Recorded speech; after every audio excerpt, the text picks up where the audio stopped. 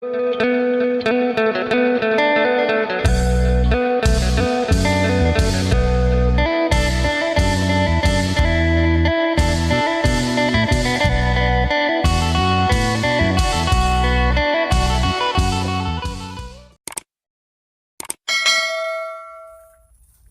สบายดีและสวัสดีพ่อแม่พี่น้อง FC กันเมิดสุขูสุคนว่าทางฝั่งลาวทางฝั่งไทยหรือต่างประเทศ ยินดีต้อนรับเข้าสู่ช่องบ่าวจำม่ำอีกแล้วอยู่ทงไห้ทงนาคือเก่าพ่อแม่พี่น้อง คือเก่าคือเดิมจากตัดหญ้าเพก็เลยใส่เกี่ยวว่าจะเป็นอะไรมือนี้ตอนนี้ก็คึมขอให้ฝนบ่ตกเด้อมื้อนี้เพิกๆกายๆไปว่าจะมั่มเกี่ยวเข่ากับสาวหลาใหญ่น้าบ่าวกำลังจะลงมากับน้าสาวสบายดีเด้อสาวหลาใหญ่ สบายดี กินข้าวกินน้ำแล้วบ่แต่เช้ามานี่อาหารหลักคือต้มมาม่าคือเก่า ต้มมาม่าใส่ผักบุ้งใส่ไข่ไปส่งโตโน่ไปโรงเรียนพ่อแม่พี่น้องกินเช้าๆตอนนี้ก็บรรยากาศโคตรดีเลยบ่แดดบ่ฮ้อนพอดีเกี่ยวม่วนพ่อแม่พี่น้องขออนุญาตปิดหน้าปิดตานี่เด้อให้เห็นแต่หิมตาขอบตา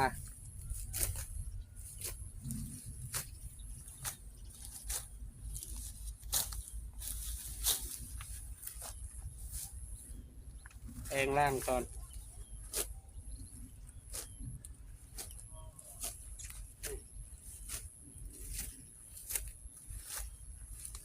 ถ้าเป็นบ่สบายบ่ได้ไปโรงเรียนหลายมื้อนี้ไปส่งโตโน่นักเรียนให้เด็กชายทวีโชคเพิ่นให้บ่เป็นหยังเดี๋ยวเพิ่นก็เศร้าอยู่กับเศร้าครูโดยมาโอเคเดี๋ยวเข้าก่อนเด้อพ่อแม่พี่น้องให้เบิ่งบรรยากาศรอบๆ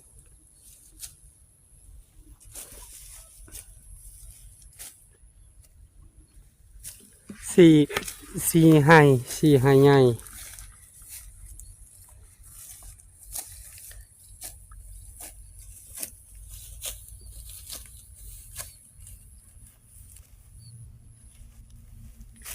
เกี่ยวอยู่ใช้เอ้ยเกี่ยว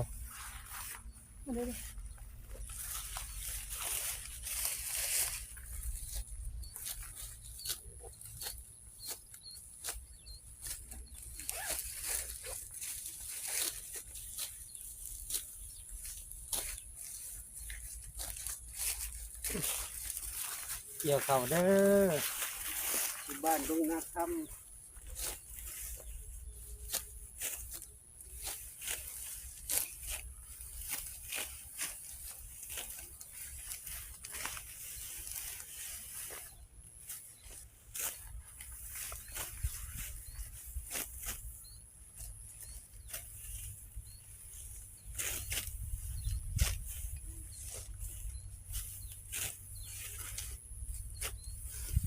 ปูลายได้ให้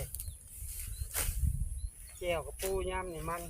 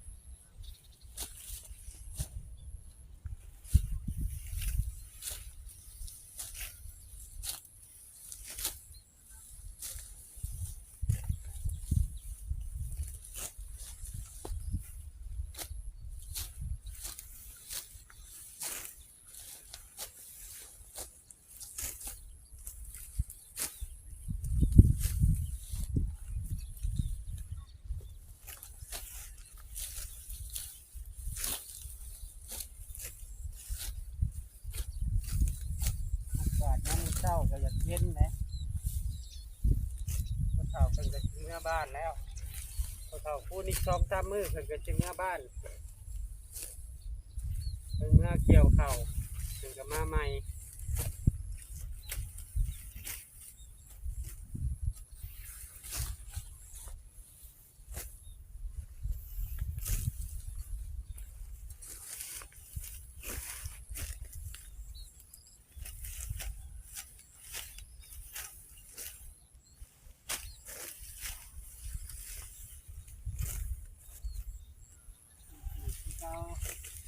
ช่วงนี้ก็บ่ได้ไปซอยสร้างเพิ่นเนาะเกี่ยวข้าว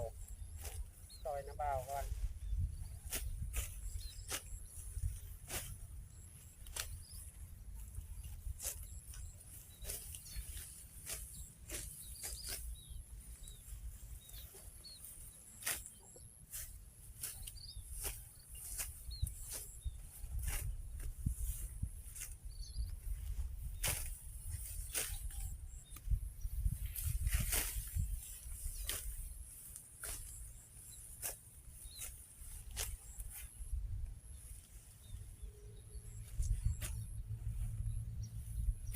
เดี๋ยวนี้ก็อวยไปกูแล้วว่าอะไรเนี่ย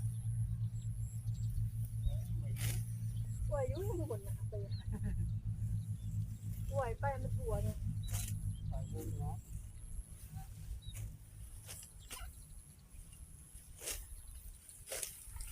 อยากให้แล้วไวเกี่ยวอย่างมันเด้งออกคือเบิ่งคือมันหน่อย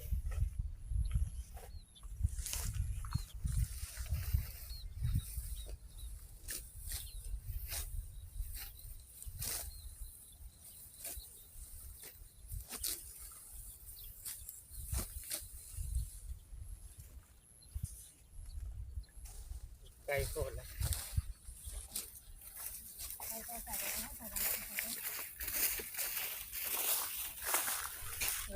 โดยเอาเนี่ยเกี่ยวไว้อยู่นี่ตรวจไป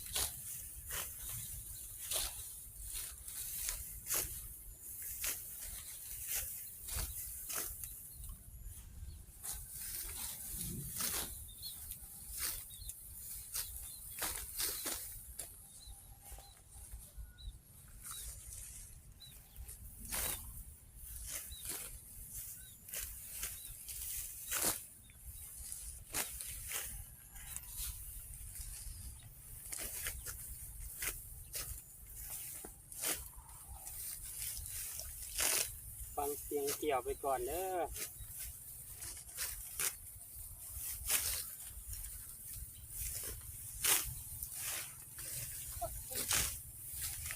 ตกหลุมโอ้ก็สละตกหลุม น้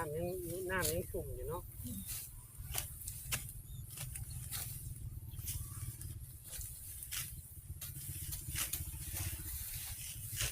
เน้นด้วย ยังไงเลย เน้นป้าเงาบนเอียงเงา ปลาซิวขอนพ่อแม่พี่น้องมาเบิ่งปลาซิวขอนเบิ่งดูเฮ้ยคือว่าปลาเน่า ป้าเฮานี่ว่านี่เจ็บอันนี้เจ็บอันนี้แล้วก็มาเจ็บแอวแล้วเจ็บอันนี้บักเ 10นาทีถ้ามันรุ่งว่านเลยค่ะโอ้ย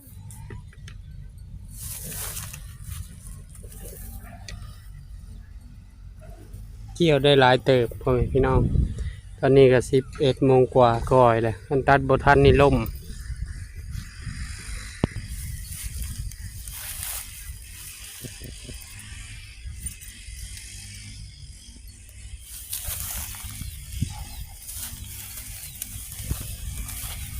เดี๋ยวอีกเจ้าหน่อยก็ขึ้นไป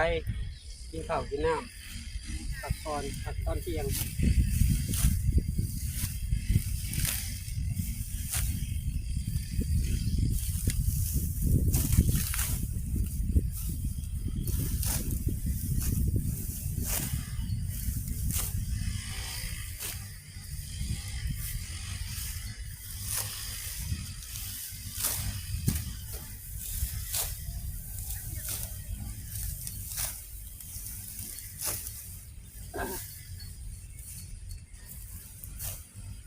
ตำมะฮุ่ง